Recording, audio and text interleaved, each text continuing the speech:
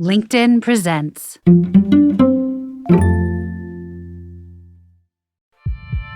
I'm Rufus Griscom, and this is The Next Big Idea.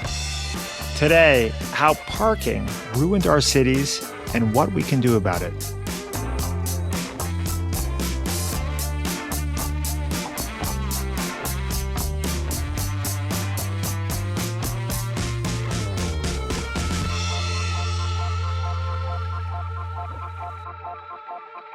On April 22nd, 1992, 18 million Americans, I was one of them, tuned into Seinfeld to watch George Costanza look for a parking space. I have my system. First, I look for the dream spot right in front of the door, and I slowly expand out in concentric circles. No, come on, George, please put it in a garage. I don't want to spend an hour looking for a space. Can't park in a garage. Why? I don't know, I just can't. Nobody in my family can pay for parking. It's a sickness. My father never paid for parking, my mother, my brother, nobody. We can't do it. Today, however, is George's lucky day. He finds the dream spot and starts to parallel park. But then... Hey, what are you doing? I think I'm parking my car. You can't do that. You can't just sneak in from the back like that. I'm not sneaking. I didn't even know you were parking. You were just sitting there 3 spaces up. Well, if you didn't think I was parking, why did you put it in head first? Well, that's the way I park. Anyway, you didn't start backing in until I pulled in. I was in the middle of a conversation. Hey, buddy, what can I tell you? All right, the point is, I was here first. I was closer to this space than you were. But I'm backing in. You can't put it in head first. I can if I have room. It's a classic Seinfeld setup. Take a relatable problem, the difficulty of finding parking, and push it to absurd heights. George and that guy don't just bicker for a few minutes, they stay there for hours, unwilling to budge. The episode ends before their fight is resolved, but presumably it is resolved peacefully, which is more than can be said for parking disputes in the real world. New at 10, a Danville man said he was punched repeatedly in the face by a driver who wanted his parking spot. Shots fired in Center City, and the violence, we're told, was over a parking space. A fight over a parking spot turns deadly. A few dozen times every single year, a dispute over parking ends with someone getting killed. How can that possibly be? Henry Grabar, a writer for Slate, says the reason is surprisingly straightforward.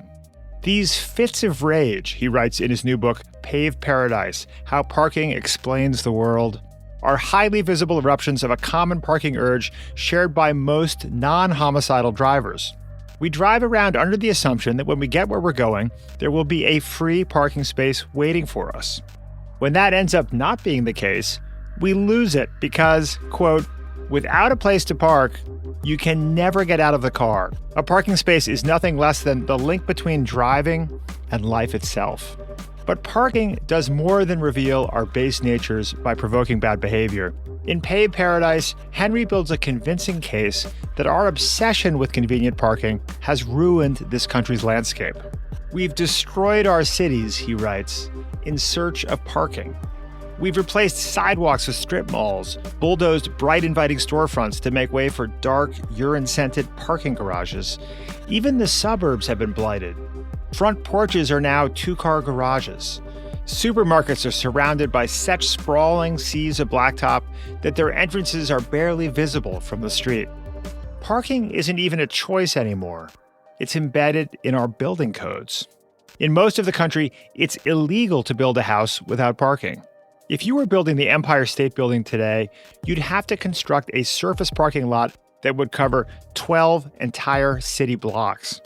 Our passion for parking has resulted in cityscapes that are polluted, hostile to pedestrians, and because legally required parking can drive up the cost of residential construction by 25%, they're increasingly unaffordable.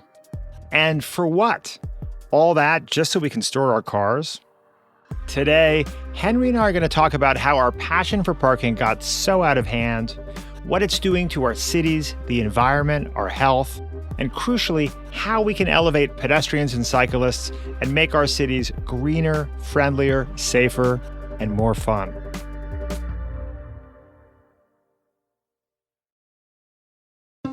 From LinkedIn News, I'm Leah Smart, and this is Everyday Better.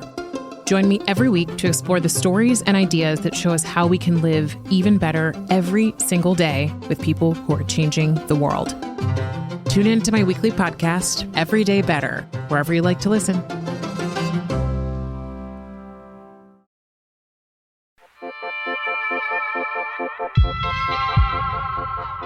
Henry Grabar, welcome to the Next Big Idea podcast. Thanks for having me. Henry, I've just spent a whole bunch of the last 2 weeks inside your book, and it's very clear to me that we have really screwed things up, haven't we, when it comes to automobiles and parking. I find myself in the aftermath of having read your book both outraged and excited. Outraged by how badly we've screwed things up in the last 100 years, and excited about how much better our cities and towns can be. Do you feel that combination? That's the exact mix of emotions that I had hoped to provoke in readers of this book. One core thing that I think readers will take away from this book is that there is an astounding amount of parking in this country, and we've made a lot of sacrifices to create all that parking. And that might make you feel a little hopeless or upset about the way things wound up with respect to the built environment in America. But then the place for hope is that we have so much underused land, often in some of the places where land is most expensive and where housing is most scarce. And if you think of it that way, if you begin to think of parking as potentially land that could be used for something else, then yes, I think there is room for a lot of optimism. Yeah, I would also add that this combination of outrage and excitement has caused me to feel that the topic of parking is dramatically more interesting than probably most people expected on the front end. There may be some listeners thinking, really? We're going to talk for an hour about parking? But it's so much more interesting than I thought it might be going in.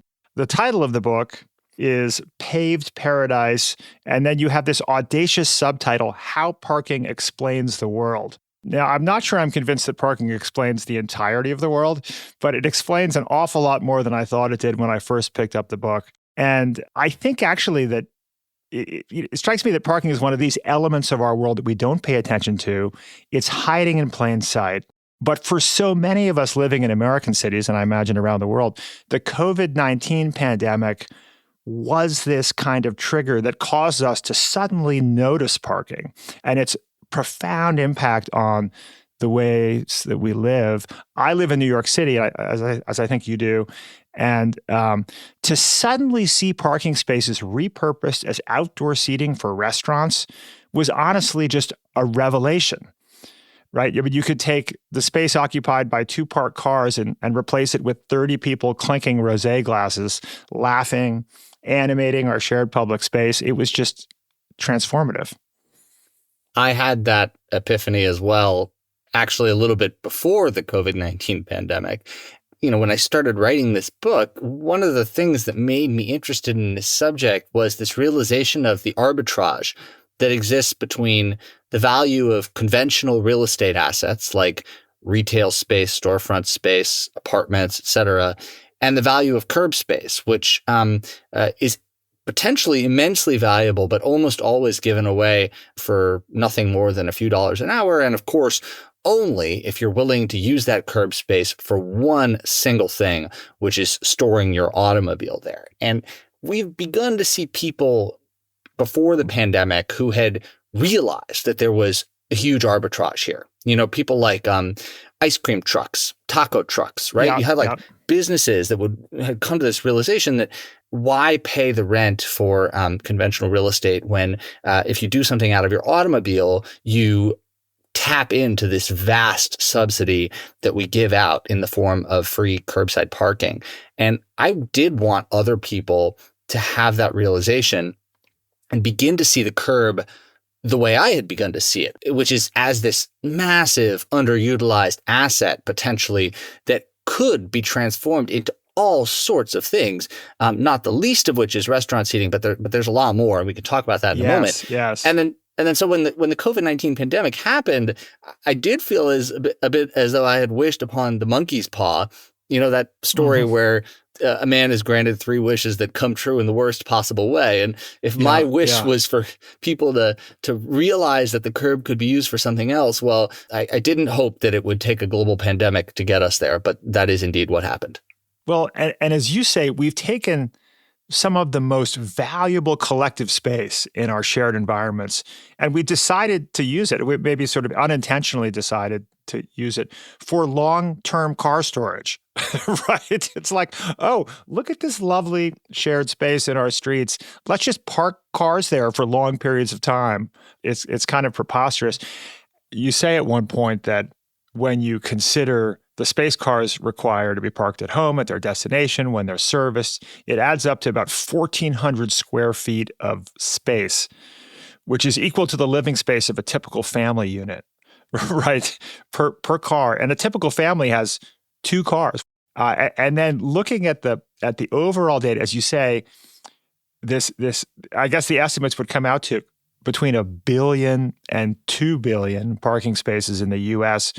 I think if I'm getting the number correctly, just 1 billion parking spaces in the U.S. If you were to lay it all flat, the asphalt would cover the entire state of Connecticut twice, right? So it's just an astonishing amount of our collective space. It's quite shocking, and I think it remains sort of abstract when you think of it in those terms. So I feel like it's actually helpful to think more at a local scale, because that's where it becomes less abstract, and also because the measurements are more accurate. You look at a major metro area like, say, San Francisco. The San Francisco Bay Area has enough parking spaces to wrap a parking lane around the earth twice. Like, it's just an astounding amount. And that is the place in the country that has the most valuable land over the whole metro area. Yeah. And so much of it is being used for parking. And I think that that's true in city after city after city. And again, it's not just because we're a country where people drive and they need parking. It's also because we have rolled out a system of parking without really any thought at all about how to use this resource efficiently and how to make the most of what we got. In fact, we've done sort of the opposite. We've tried to just build absolutely as much parking as possible to accommodate the maximum potential number of cars at the busiest possible time of year for the busiest possible use of a given space. And the result of that, of course, by design, is a great deal of excess parking. A detail that I love is when they made the game SimCity, where you build cities. It's a game I got kind of addicted to myself. They studied Google Maps to try to replicate as realistically as possible what cities look like. But they quickly learned that the parking lots in actual real cities that you see when you look at Google Maps are way too large, and it was going to make the game, quote, really boring if it was proportional in terms of parking lots. So when you actually look at our cities from above, you're just shocked by the allocation for parking. Yeah, I love that SimCity story because I grew up playing SimCity too. And I feel like if SimCity were proportional in terms of parking lots, you need 2 external monitors just to get your whole, get that metropolitan view all in your frame of vision at the same time. And of course, this has a lot of consequences, right? Like a landscape that has as much surplus parking as the United States does, it comes with a lot of externalities, right? It's not just that there's an opportunity cost of all this land that isn't being used for other things because it's being used for parking. It also has a determinative effect on our architecture, on our system of transportation, on the cost of our housing. And this is where we get into the subtitle of the book. Parking may not explain everything in the world, but it certainly does tell you a lot about our cities. I think probably many of us feel kind of torn on the broader topic of American car culture, right? And I think I personally have a love-hate relationship with it. I mean, on the one hand, it's kind of part of the American architectural vernacular. We've all grown up with it. I have these sort of memories in my adolescence of waiting in parking lots to convince people to buy us beer. There is a sense of this is part of America, of the defining aesthetic characteristic of America. And I kind of love cars. Like in my family, my kids and I name each of our cars. You know, we have a little Mini Cooper that's named Frankie and a Ford Bronco named Barnaby. And we love road trips. But I hate what cars have done to us and what cars have done to downtown America, and what they've done to our health, to the way we interact with each other. And I think this is part of why it's such a vexing topic, right? Is that emotionally we're really conflicted. I share that sense of conflict. I think that one of the things that I've learned about parking in the course of writing this book is that people are very, very attached to free and easy parking, in part because everybody drives so much. And when you drive, you can't do anything until you find a parking space. It's like the dream of the open road depends on being able to find a parking space easily and quickly when you get to your destination. And if that's not available, it does become a source of tremendous stress. Even if it only happens to you once every 10 trips, it tends to stick in your mind. But one thing that I think that I've learned about this is that people prize parking, but they don't necessarily realize how much we've given up to secure the ample and free parking situation that characterizes much of the American environment. And I think when you begin to think about the various elements of car culture, and we all know that the American landscape has been reshaped to accommodate the automobile, in many cases for better, in some cases for worse, it sort of goes unrealized that a large part of that is simply accommodating the storage of the vehicles themselves. It's not about the roads or the freeways or even the actual manufacture of the cars, because most cars spend 95% of their lifespan parked. So when we think about the actual spatial impact of the development of car culture in America, what we're really talking about, what we ought to be talking about, is simply parking. Let's get into the details of these various costs to society. One of them is that counterintuitively, more parking ends up resulting in more traffic, right? More people searching for parking, not finding the parking they want, more release of exhaust fumes, and then more parking lots in American downtowns, which in turn make those downtowns less friendly for walking, requiring more driving and parking, right? So, I mean, there's a kind of a brutal, vicious cycle in what's happened with this ever-increasing allocation to space for parking. That's right. Yeah. And I think in the beginning, it is a little counterintuitive, because planners rightly recognized at the dawn of the automobile age that many of the crushing traffic problems in American cities were caused by a shortage of parking. There was no parking, and so people would circle the block over and over again looking for parking, and then when they couldn't find it, they would double park, or in some cases even triple park. And this was at a time when the most popular mass transit system in most U.S. cities were streetcars, right, which ran on fixed rails in the street. So when cars started to double park or triple park, the streetcars would get stuck behind them, and the whole urban traffic system would grind to a halt.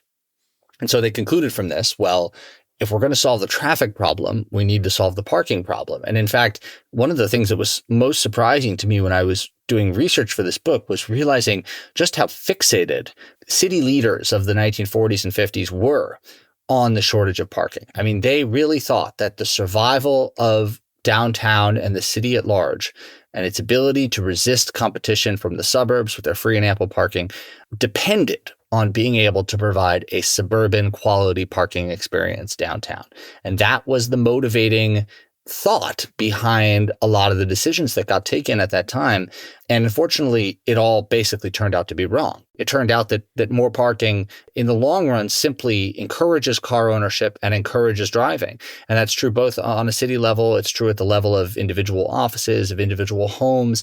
If you're trying to solve your traffic problem by creating more parking, those things are working at cross purposes. And so what did we do? We tore down buildings in cities like Denver and Los Angeles and all across America to make parking spaces. And I can't get out of my head this detail of, I think it was in LA, that there's a parking lot that still has the tile or the flooring from a grand ballroom of some beautiful building that was torn down to make room for parking, right? But so we tore down like really significant portions of downtowns in order to create parking space. And these building codes were adopted that radically changed the architecture and increased the cost of building residences and commercial properties, right? This is, I think, particularly tragic. Yeah, it absolutely is. This is the the big hidden decision that gets made in the American city at mid-century that winds up shaping a half century of urban development in this country and even determines the look and feel of our cities today. And that is, as you say, zoning for parking. Faced with this crushing shortage of parking relative to the number of people who are buying automobiles and the post-war era of prosperity, American cities make a decision that every new or renovated building will have to include a certain amount of parking. And how much parking should every building include? Well, after a little trial and error, they basically decide to ramp up those numbers pretty high to basically park every new or renovated building to suburban standards, as if those buildings were being built in a place with no transit access, where nobody ever walked, et cetera. And the result of that was to impose a kind of suburban architectural form and planning paradigm on the city. And what followed from that was 70 years of suburban building codes basically determining the shape of the urban environment. And that meant a number of things with respect to the kinds of things that got built. I mean, the first consequence of that is that most historic structures in most American cities wind up getting torn down because they cannot be put to new use without providing a sufficient amount of parking. So you mentioned this parking lot in Los Angeles that it's inside a building and the cars park on the old tiles of the ballroom. Well, that's a lucky example, right? Because there's a building where they found a way to carve out enough parking inside the building. But in most small towns, that hasn't been the case. In most small towns, they've had to tear down structures, right? They've had to actually eat away at the fabric of the pre-war city in order to create enough parking for the buildings even to be used. Like I talked to an architect in Ann Arbor, Michigan, who was telling me that she had worked with owners who had described buildings as having a parking padlock on their doors because it looked nice. It looked like a nice property that you might be able to adapt and turn into a new cafe or a brewery or a bookstore or something like that. But in fact, you couldn't do any of that stuff because there wasn't enough parking. And so as a result of that, everything built before the 1940s becomes obsolete, like technically obsolete as far as the code is concerned. And more buildings got torn down to make way for parking lots. Another negative consequence is that it turns out that actually building parking space is dramatically more expensive than I would have guessed. One data point you have is that parking for each car costs roughly twice as much of the value of a typical automobile, right? So there's this enormous cost. And so if you decide you want to build a new condo development or some kind of new project, you end up with fewer units and a higher price for each apartment. So it has a devastating impact on the expense of living in so many of these cities. Right. And that's the second thing, right? So first I was talking about what happened to the older buildings, the existing urban fabric. And then the second thing is the new stuff that got built. The new stuff that got built, every single project had to include an enormous amount of parking. And as you say, one of the shocking things that you learned about parking is that parking costs a lot of money to build. And that's not intuitive because, well, number one, because our willingness to pay for it is so low that it is hard to imagine that it really costs this much. But it does. In fact, I looked up a 2023 construction survey on the cost of new parking, puts the median parking space in the United States at $27,000. Now, wow, that's a lot of money on the face of it, but keep in mind that's also a national average. And that number is much higher in the places where the cost of living is high, where parking has to be built underground, and where, again, this bottom line makes the biggest difference. Now, let's go back to the question of new buildings built under the parking codes that take shape in the latter half of the 20th century. For example, for an apartment building, it became standard to include 2 parking spaces for every unit. Now, this basically makes it impossible to build many of the vernacular urban housing types that had characterized American cities leading up to the Second World War. I'm thinking about things like bungalow courts in Los Angeles, or triple deckers in Boston, or 3 flats in Chicago, courtyard apartments. All this stuff becomes impossible because there's simply too much parking required. And the parking, as you mentioned, both costs a lot of money and it also takes up a lot of space. And so you simply run into these geometric obstacles with respect to parking that make this these types of housing typologies go extinct. And then the housing that does get built contains a large amount of parking, and that drives up costs a huge amount. Surveys have shown it accounts for anywhere between 10 to 30% of the rent in some new projects that have structured parking included. So it's a massive expense. And again, that's required by law. That's not something that tenants are given a choice about. And if you don't drive, you are paying 10 to 30% of your rent for a parking space that you're never going to use. And it effectively becomes illegal due to these building codes to build the kinds of village environments and city environments that people love the most. Park Slope, Brooklyn, brownstone environment would be illegal to build, right? You couldn't build Manhattan. You couldn't build. I'm currently in this wonderful village of Sag Harbor on Long Island with houses very close together and a central downtown, and you just couldn't build these places due to the parking laws the building codes. Yeah. It's funny because those places, those types of neighborhoods, your Park Slopes and your Wicker Parks and your Santa Monicas and your Haight-Ashburys, like those neighborhoods were once thought to be obsolete. I mean, they were redlined, right? Like lending became really expensive, and planners really thought that those places should basically eventually be demolished. And what's happened, of course, is completely the opposite. They've become the most expensive neighborhoods in the United States, to the extent that we now have this sort of perverse cultural idea that there is something elite about being able to walk to the store or ride the subway to work, when in reality, we've just our habits and our regulatory environment have not caught up to the fact that this is the type of housing of which there is the greatest shortage in this country. And again, because we require so much parking, it becomes really, really hard to build these things. And I found it's not just about the laws, right? And it's also about people's preoccupation with parking. I found story after story when I was writing this book about new projects that would be proposed, and neighbors would reject them. Politicians would reject them because they did not have enough parking. And that was true even in places where they'd done studies and they'd shown they had enough parking. And frankly, even if parking was a little tight, I mean, we are actively making decision after decision as a society that parking for current residents is more important than housing for new residents. And I think that explains so much about where we've gotten as a country with respect to the housing affordability picture. I mean, untold levels of homelessness, new households unable to find a place to live. And it all goes back to this position we've taken where we've decided that housing for cars is more important than housing for people. And as you say, talking about, how this impacts the structure of the way that we live, I mean, elevating prices, adverse impacts on our health, more car accidents, et cetera. But what I find particularly tragic is how it's impacted how we live and interact with each other.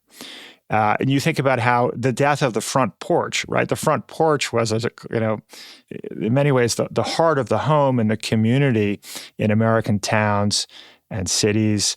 And what you see in the more modern American suburban home is that the home faces the backyard. The two-car garage stall closes down. And if you think of a house as a person, it's like a row of people on either side of the street that once faced each other, and now they've turned their backs on each other, right? And everyone's just living in their backyard, less interaction. The unintended consequences as it relates to how we as a society, as a collection of people, interact with each other is, to me, like deeply tragic. I couldn't agree more. And what you're saying about the design of houses reminds me of the famous expression coined by planners in Portland, Oregon, when they were trying to stop the development of exactly those types of houses, which they called snout houses, because when you looked at them from the street, all you saw was this big garage door coming at you rather than any identifiable front door in the traditional sense. And they came up with something they called the trick or treat test. And they said, a child should be able to find the front door of the house. And it's a very simple design philosophy, but I think a pretty good one. If you look at the places that kids like trick-or-treating, they tend to be neighborhoods that have that level of investment in the streetscape, right? And where houses are turned towards the street, and there is a sense of neighbors interacting, looking after neighbors, et cetera. And I think it's not just houses, right? I mean, when we made this decision that every single building, whether it's an office or a house or a store or a tennis court or a donut shop, has to have its own parking.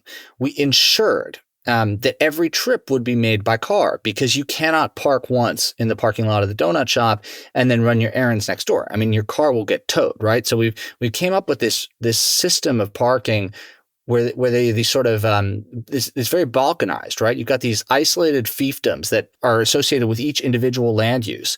And because of that not only means that the provision of parking is wasteful and duplicative, because we have, for example, housing for a condo that goes unused during the day and housing for an office that goes unused during the night. But it also means that we have ensured that you have to drive between every single trip. And, if you have a residential condo where you've required that all the parking be on the ground floors, accessible from an elevator within the building, you are basically ensuring that everybody who lives in that building is going to spend precious little time walking out the front door. Because in fact, the true front door of that building is the entrance to the garage. And so I think from a public policy standpoint, if you're trying to get people on the street, if you're trying to stimulate a lively street life, if you're trying to provide a clientele for local businesses, if you're trying to create a safer environment as well, you are really shooting yourself in the foot by ensuring this system in which every building has its own proprietary parking. So if the typical listener is not discouraged enough by this, well, there's then the environmental impact, right? The example of Houston, Texas that you give in the book, to me really resonated. That apparently in the last 50 years, Houston has grown faster than any city in America. And it had the effect of sealing an area that used to be Texas grasslands, the size of Belgium, beneath asphalt, concrete, and lawn. Flat as a tile, almost as impervious to water, you say. And what's the result? Catastrophic flooding, right? And that flooding also results in water pollution and any number of other negative environmental consequences. Yeah, this blew my mind when I went down there to do some reporting after Hurricane Harvey. I had known, obviously, that impervious surfaces create a great deal of complications involving stormwater, right? Because water doesn't soak into the ground or sit in puddles. It simply has to go somewhere. And so the more development you create, the more you have to expand your stormwater capacity. And if you don't keep up, you find yourself in a perilous situation. And by the way, lawns, while they seem green, are nearly as impervious as driveways, because lawns don't collect water and they don't soak up very much water. So most of the water that falls on a lawn winds up in the gutter within a matter of minutes. So that's an important thing to consider when we think about the sustainability of suburban development. But to take it back to Houston for a second, I went down there, and my friend Nick is a developer down there. And he was working on a new strip mall that was occurring in the 500-year flood zone, which post-Harvey, they had realized 500, it's supposed to flood once every 500 years. That's what the federal FEMA designation means. But of course, after Harvey, they had 300-year floods in 3 years. And they said, well, this designation doesn't mean anything anymore. And so what they required from my friend Nick when he built the strip mall, first, it looks like a traditional strip mall. You got your parking in front, all required by law, of course. Then you've got your buildings with your storefronts. And then in the back, and this was the shocking thing, a detention pond. Looked like a Native American earthwork or something like that, like the size of a hockey rink and 25 feet deep, sloping down with these grassy slopes. And that was intended to offset any water that Nick might have displaced with the construction of the parking lot and the building. And that was required by law now in Houston. And just a really potent illustration of how much you have to dig out to compensate for developing natural land. Before we get to the solutions, which is my favorite part, the final thing I'd bring up in the negative column, and you may have others, feel free to add to this, is the health consequences. I just looked it up this morning. 43,000 Americans are dying in car accidents every year, which is 827 people per day on average. I mean, imagine if your local news channel or your CNNs and Fox Newses were covering on a daily basis 827 people dying every day in car accidents. I know, it is astonishing. And it's astonishing how desensitized I think that we've become to it. And I would also say, as with gun violence, we shouldn't just focus on the fatalities, because the injuries can be just as life-changing and just as important in terms of their societal effect, and of course are much, much, much more numerous. And so I think that by just focusing on the deaths, as tragic as they are, you do end up underplaying a bit the extent of the epidemic in America. And over the last 30 years, many other countries have made tremendous progress in making their roads and their communities safer, and in trying to tamp down on car crashes and fatalities and injuries to pedestrians and all that. And the United States is just simply going in the opposite direction. And when many people think about this at the level of their own communities, what they want, of course, is a place where they can feel safe walking, riding a bike, where their kids can walk to school. That used to be the norm in this country. It used to be something like 70% of kids used to walk to school even 50 years ago. And now it's down, it's almost approaching the single digits now. And that's partly because we created an environment where schools are far from houses. That's a little bit of it. But most of it is actually just that in the same communities where kids walked to school 50 years ago, we've allowed the traffic situation to become sufficiently dangerous that it no longer feels safe to let children navigate these neighborhoods on their own. And again, we were talking about the trick-or-treat test, another case where it does feel like the behavior of children seems like an indicator of ways in which we've gone wrong in the urban environment. And it's not like adults are that comfortable walking or biking in their own neighborhoods either. After a short break, Henry shares some of the innovative solutions cities around the country are implementing to knock parking off its pedestal.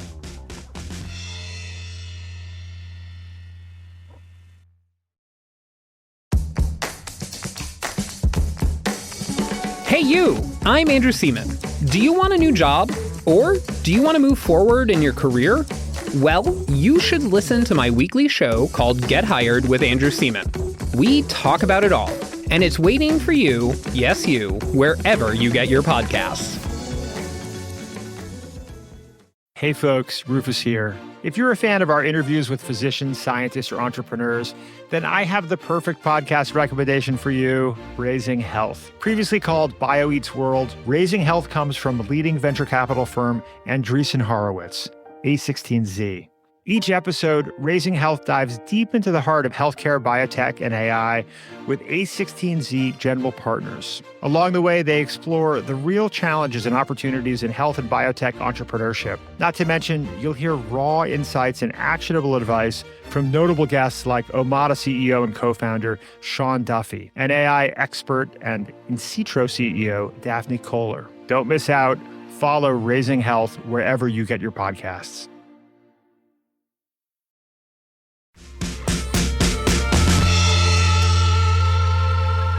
Welcome back to the show.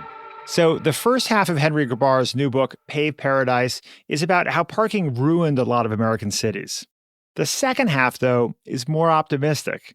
Henry says cities around the country are starting to allocate more space to pedestrians and bicycles, and a vicious cycle is slowly turning into a virtuous one. It is easy to slip back into pessimism, but let us say that design innovations are beginning to happen, right? I mean, if you compare the American city now, the American city 10 years ago, there has clearly been a lot of progress on this stuff. And I feel like even just the awareness that as attached as we are to parking, that sometimes it is parking that is standing in the way of obtaining so many other things we want, right? And I think this is happening, right? Like, let me give you the example of retail, right? Like, this is a pretty, when you think about your typical retail district, it's often a place with just an astonishing amount of parking, especially if it's been built to post-war parking codes. And it's not just the amount of parking, but the placement of the parking being in front of the store that makes it so you have to navigate as a pedestrian through this big sea of parking to get to the front door of the store. Newer, more conscious architects have begun to say, all right, well, what if we just put the parking behind the store? And you see that in city codes as well. They're beginning to say, think more carefully about where you're putting the parking and make sure that the pedestrian access to the store is prioritized. And research has shown that even in places that have the same amount of parking where nothing else changes in the urban environment, if you put the front door of the store right there on the sidewalk, more people are going to go to the store on foot. And I think we've talked about some of the positive consequences that are associated with more people trying to get places on foot, being more engaged in their environment, getting more exercise, et cetera. And sometimes it can just be as simple as putting the parking behind the store. And so among the solutions, right, one of the most obvious ones is abolishing parking minimums from the building code. And this is starting to happen, isn't it, in a lot of cities? And it has pretty dramatic consequences. This has caught fire since I started working on this book. In the last 6 years, we have seen the first big cities decide to get rid of their parking codes.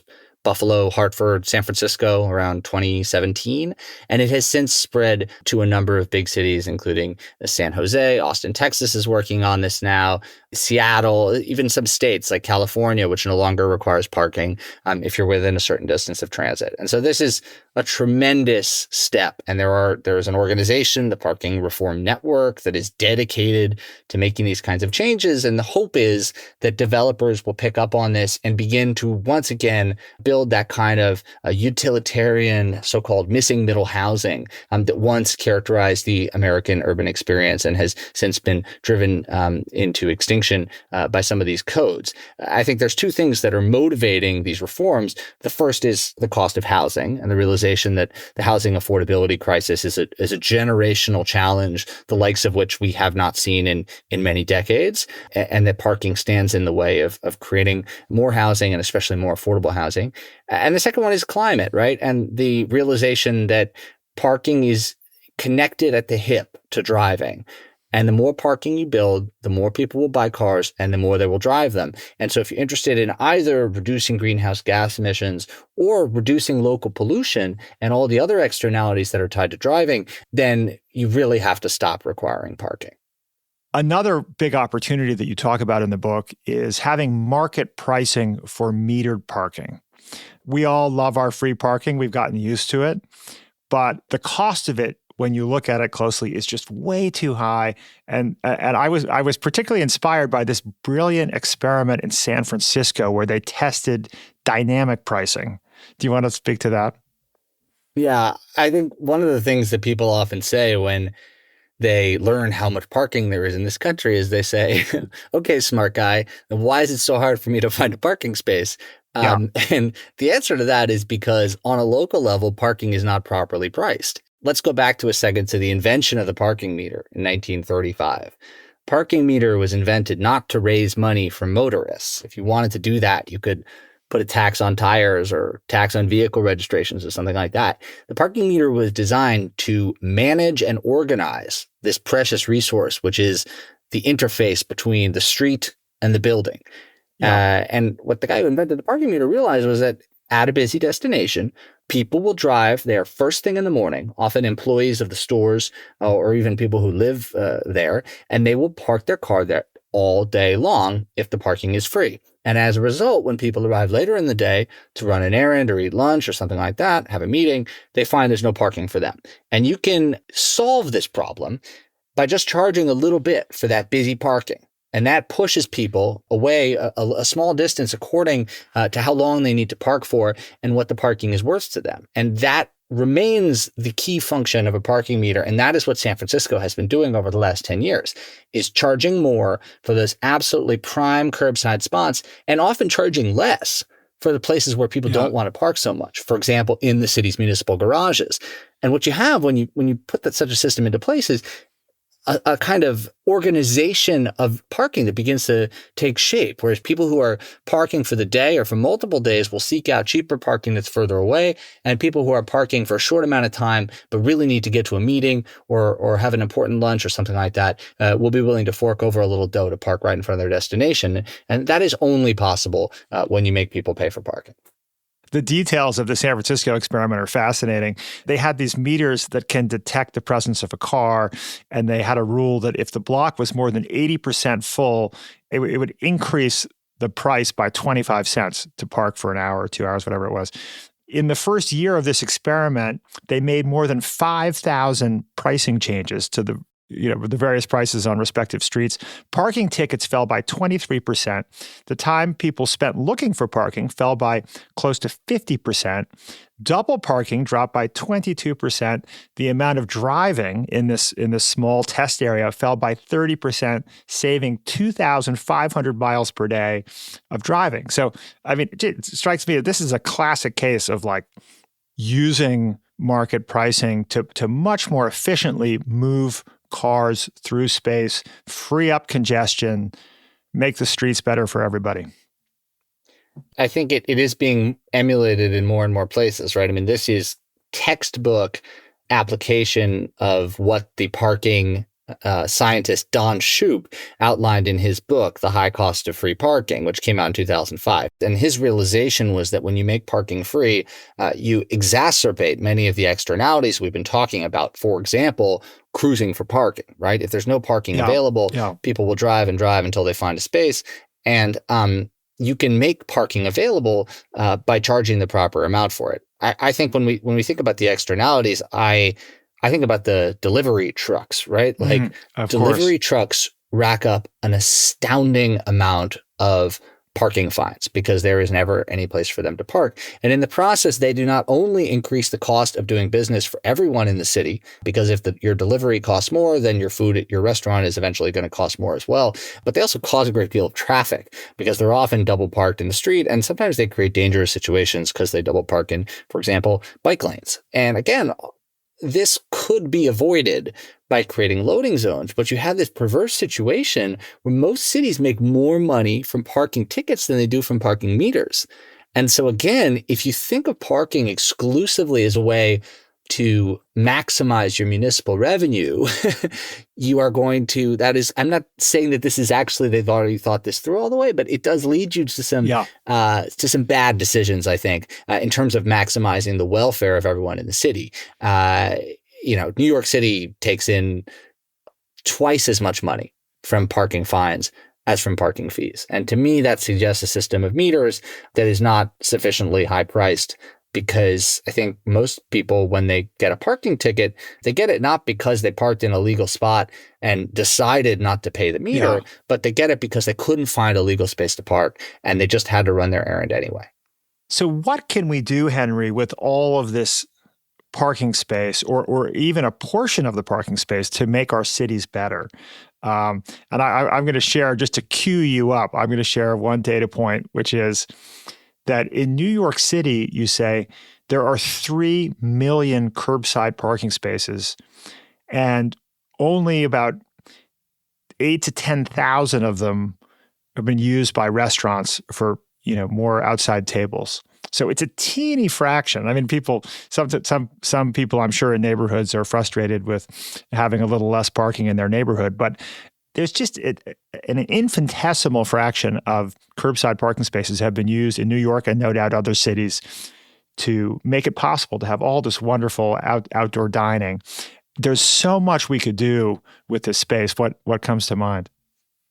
I mean, to me, one of the most urgent problems in cities is stormwater flooding, because we're getting these new climate change enhanced rainstorms that are overwhelming sewer systems. And it seems like every month of the summer, we all get bombarded with video on Twitter of some new city where there's just an absolute river of water coming down the street and washing away people's cars and all that stuff. And last year in New York, there was a really tragic incident where a bunch of people died living in basement apartments that flooded. Houston, of course, is in a particularly dire situation because it is such a flat, low-lying city and so prone to these serious rainstorms. And one thing that is perhaps the most obvious thing to do with all this impervious space is to begin to make it greener. And that would help us diminish the effects of these rainstorms, but also would make the city a more pleasant place to live. And I think that's important as well. The cities are thinking about how to come out of the pandemic and how to recapture some of the vitality that they had in the previous decade. And to me, there's an enormous amount of potential there at the curb to make some serious quality of life improvements. And I think that begins with making cities greener and quieter and calmer. And it does have the side benefit of taking a little stress off the stormwater system. You cite a study of what could be done if we reclaimed 25% of the curbside parking space in New York City that's allocated to cars. With just 25% of that curbside parking, we could create 13 new central parks, 500 miles of bus lanes, 38 million square feet of community space, better visibility at intersections, which we point to, fewer traffic fatalities, 5.4 million additional square feet for restaurants, businesses, and the arts, loading zones, trash collection space, and a block for play and outdoor learning outside of all of the city's 1,700 public schools, right? So I can hear the kids laughing and playing in front of the public schools with this new space, people dining and talking, more bicycles. It just feels like a really exhilarating opportunity.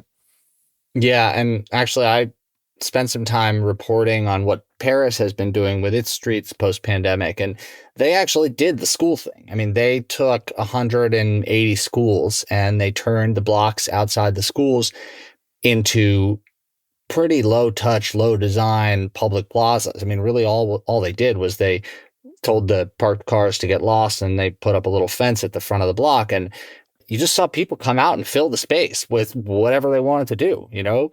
I saw parents teaching their kids to ride bikes. I saw old ladies walking side by side with their shopping carts. I saw games of soccer unfolding between teenagers. I mean, you can't even really anticipate all the things that people are going to use the street for until you give them the opportunity. That's been one of the big realizations of the pandemic as well, is if you close a street and you give people the expectation that that space now belongs to them and is a blank slate where they can make room for their own needs and their own desires and their own ideas, who knows what you'll find, right? I think there's a tremendous amount of opportunity there. But again, you can't do it if 2/3 of that space is being allocated for people storing their vehicles. You know, I've always loved the French notion of the flâneur, which is their word for the loiterer. But I think a kind of joyful loiterer who hangs out in the streets and talks with people. And I've always found it amusing when you're in Paris that they tend to position the chairs in cafes so they're facing the street. So it's almost like the sidewalk is a stage, right? And everybody's sipping their coffee and looking out at and now I think we have Mayor Anne Hidalgo engaged in some pretty dramatic plans, right, to shut off the heart of the city, the first, second, third, and fourth arrondissement to traffic and build much more pedestrian and bicycle space. Yeah, it's been pretty inspiring to see. And I think it really represents that question of the relationship between parking and traffic coming full circle, right? Because in Paris, what they've really internalized is the idea that parking creates traffic. And the more parking you provide, the more people are going to drive and use those parking spaces. And so really the thin edge of the wedge here in Paris has been to eliminate parking spaces. And they're concerned not only with creating more space, but also with adapting the city to heat waves, which have become more and more severe. Yeah. And again, there the solution is often planting more trees to provide more shade and clean the air. So that's a big thing they're focused on in Paris. But I think I just want to make clear that I don't think this is the kind of thing that can only work in a place that has a mass transit system that's as extensive as the one they have in Paris. I mean, I think something like creating a semi-public space outside of school, that could be done in any American city, right? And certainly creating safe spaces for people to ride their bicycles, that could be done in any American city. We're watching a situation unfold in which, I don't know if you saw this, but like this portion of Interstate 95 collapsed in Philadelphia a couple weeks ago. Mm-hmm, mm-hmm. And the governor of Pennsylvania has decided he's made it a priority to reopen the highway. And apparently it's going to be done this month. And it's just a testament to the fact that if we decide as a society that we want to get something done, we can do it, right? And so there's this sense with making it easier for people not to drive and with adapting parking spaces to new uses that it represents this really far-fetched vision that's going to take hundreds of community meetings and decades of planning to implement. And I think one thing we learned during the pandemic is that doesn't have to be the case, right? These decisions can be made overnight and you just see what happens, right? And I think that's the beautiful thing about parking. It goes back to that experiment you talked about in San Francisco. I think people get wary. They say, well, what if the parking costs too much? People won't come downtown anymore. Well, the good news about parking is if the parking costs too much and nobody comes downtown, you lower the price of parking. Problem solved. I mean, it's so flexible. That's what makes it so appealing, I think, as a subject for experimentation, is that you really do have an opportunity to do a little trial and error and see what works. Yeah, yeah. And these are choices. These are choices that communities make. And we were in Amsterdam as a family last year. And it's just, I don't know when you were last in Amsterdam or if you've been to Amsterdam, but it's just so beautiful. It's a revelation. I think 75% of trips in Amsterdam take place by foot or bicycle or public transportation. There are very few parking spaces. The streets are just erupting with pedestrians and cyclists. And I thought to myself, oh, well, Amsterdam had this kind of advantage of, having been built many, many centuries ago before cars, and they were able to build this great pedestrian environment. But if you look at photos of Amsterdam in the 1970s, it looked like New York City in the 1970s. It was like 4 lanes of cars, no pedestrian space. It was a disaster. And they made a choice to protect the streets for pedestrians and cyclists, remove parking spaces, and they intend, I just looked it up this morning, Amsterdam intends to remove another 11,000 parking spots by 2025 and to use that space for more sidewalks, bike lanes, trees, bicycle parking. By 2030, they'll ban all gas and diesel vehicles. And so this is another part of the opportunity for our cities is clean electric vehicles, less exhaust fumes, particulate matter, or none once we get there, quieter. Right. It's there's a lot of opportunity there. One of the most, I think, cruel side effects of our obsession with parking is that when new things get built in American cities, they often get built on the busiest, dirtiest, loudest roads, because those are the places where there's fewer incumbent residents to complain about the threat to their parking stock. And this is actually institutionalized policy in cities like Seattle, for example. If you look at their zoning code, they actually say, if you're building an apartment building, it has to go along these roads. And these roads are the ones where the cars go the fastest, where there are the most injuries to pedestrians and cyclists, and where the pollution levels are the highest. And that's where we've decided that new residents have to live in these cities. And I think that's, again, it's related to our being stuck in this box where we think of new neighbors as coming in parking-sized packages. And so one of the benefits of beginning to think a little more smartly about how we use all this space and about how we manage all our parking is that we can perhaps, with better management, begin to diffuse this situation a tiny bit and begin to make people just be a little less concerned about the availability of parking and a little more conscious of all the societal benefits in whose way parking has stood for so long. Coming up, could autonomous vehicles be the answer to our parking predicament? Stick around. We'll be right back.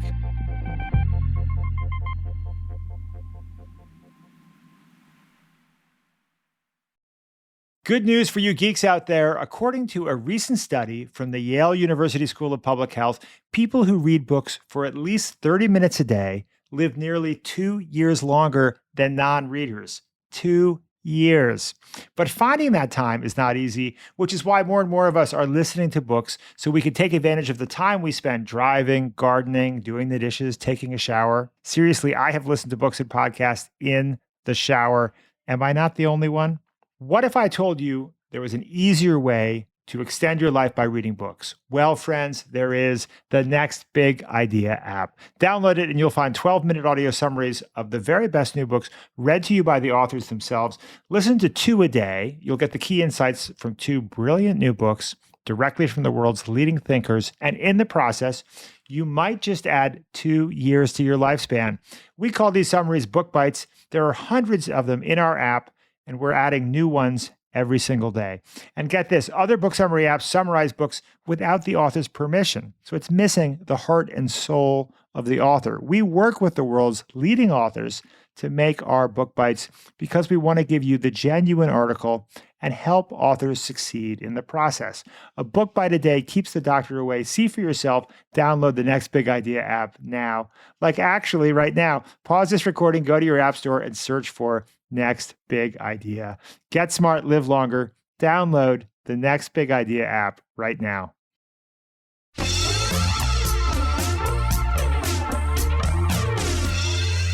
Let's turn finally to the promise of or the potential of autonomous driving, of self-driving cars, which is, this has been in the works for some time. We have Teslas to some degree driving themselves, all kinds of new technologies emerging.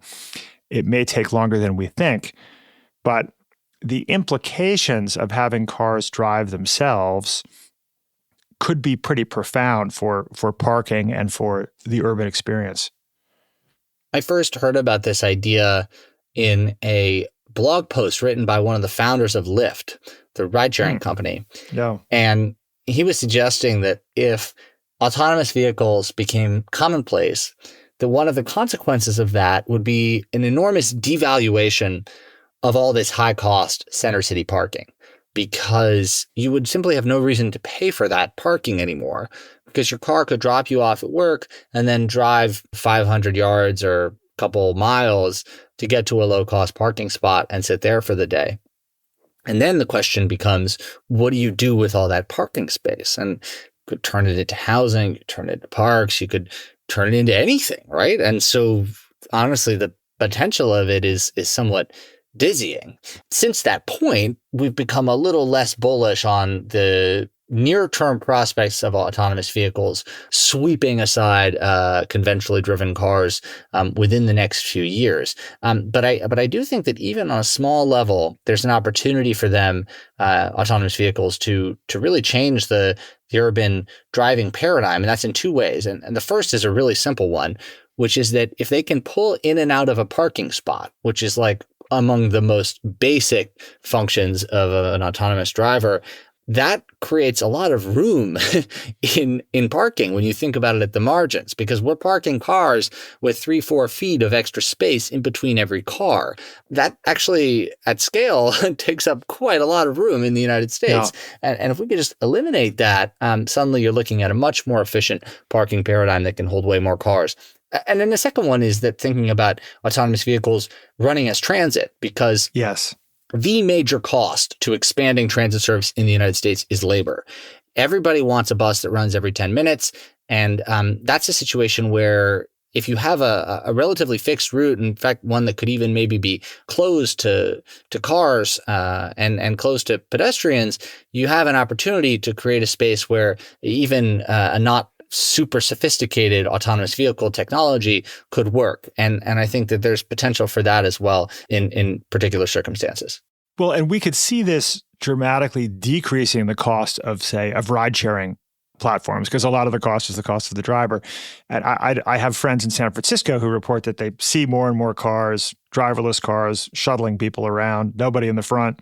I mean, I think it's actually happening in some places. It may be another decade or more before it becomes more universal.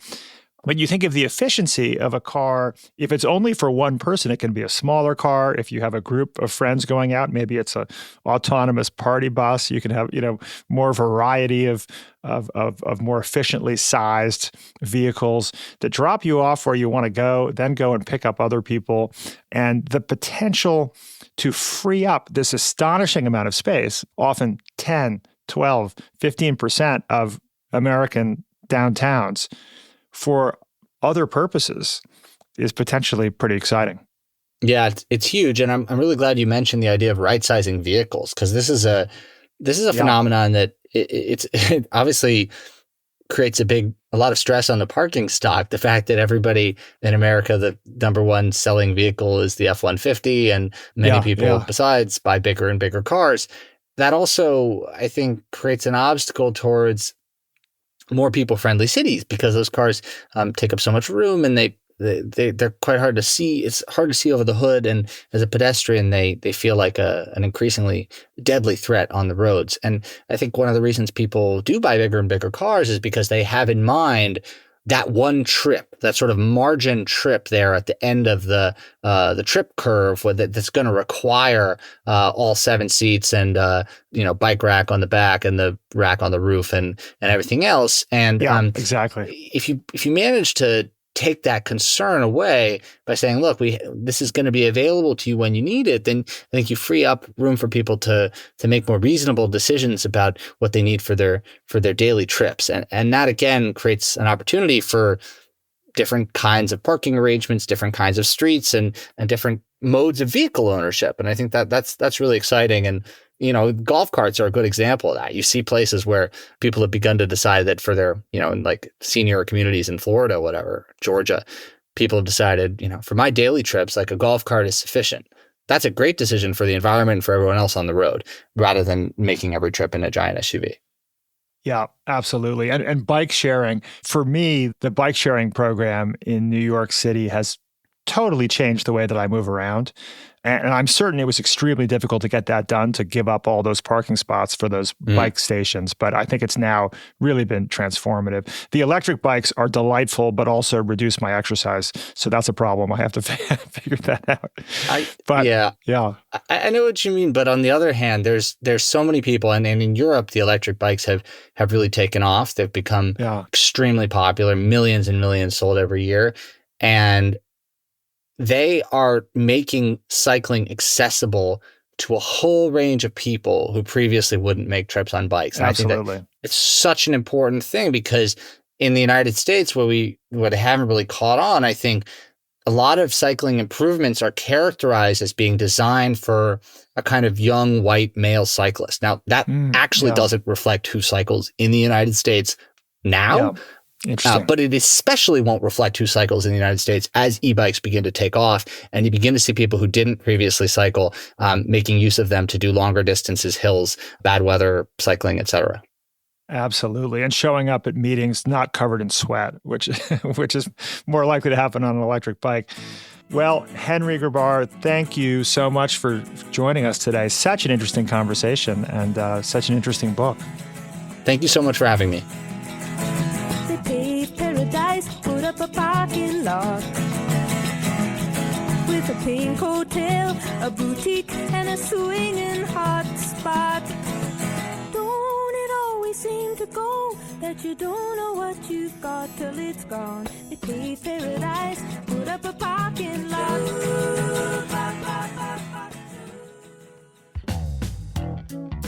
That was Henry Grabar, author of Paved Paradise, How Parking Explains the World. If you'd like to hear Henry summarize the book's 5 key insights in just 12 minutes, download the Next Big Idea app. There you'll find hundreds of other book summaries written and read by the authors themselves, audio and video masterclasses, ad-free versions of this show, and tons of other great content. Just go to your app store and search for The Next Big Idea. Read any books lately that you'd like us to cover on the show? Shoot us an email. We're at podcast@nextbigideaclub.com, and we're always open to your suggestions. Today's episode was written and produced by Caleb Bissinger. Sound design by Mike Toda. The folks at the LinkedIn Podcast Network are the best parallel parkers we know. I'm Rufus Griscom. See you next week.